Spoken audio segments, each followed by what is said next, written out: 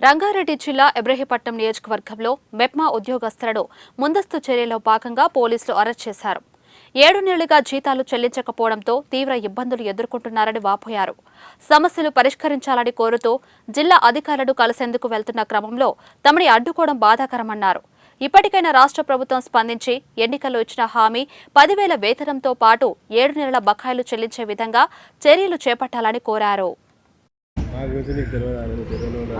నమస్కారం, నా పేరు అంతమ్మ. మాది ఇబ్రహీంపట్నం మున్సిపాలిటీ. ఇబ్రహీంపట్నం మున్సిపాలిటీ నుంచి మాకు మెట్మా ఆర్పీలము మాకు జీతాలు రాక 7 నెలలు అవుతుంది. 7 నెలల సంది మాకు జీతాలు రాక మాకు ఇబ్బంది అవుతుంది.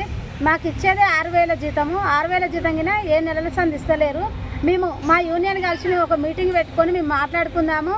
మా హెడ్ ఆఫీస్లో ఒక లెటర్ ఇచ్చి మాకు జీతాలు రావాలని మేము పోదామని మేము ఈరోజు రెడీ అవుతున్నాము. అన్న మూమెంట్లోనే ఈ ప్రభుత్వం మరి ఎక్కడికి వెళ్ళి రిపోర్ట్ తీసుకుందో మాకు తెలియదు. మమ్మల్ని ముందస్తుగానే అరెస్ట్ చేసిరు సార్. ఇంత ఘోరం అయితే ఏదు ఏ ప్రభుత్వం కింద మమ్మల్ని ఇప్పటివరకు అరెస్ట్ చేయలేదు. ఇప్పుడే చేసిరు సార్. మాకు బాధ అవుతుంది. మా జీతాలు కానీ ఇప్పుడు వచ్చిన ప్రభుత్వము మాకు 10,000 జీతం ఇస్తామని చెప్పారు. 10,000 జీతం ఇవ్వకుండా ఉన్న జీతం కింద మాకు 7 నెలల సంది ఇవ్వలేదు. చాలా బాధతో ఉన్నాం సార్. మేము ఇట్లా అరెస్ట్ చేయడము చాలా ఘోరం అనిపిస్తుంది.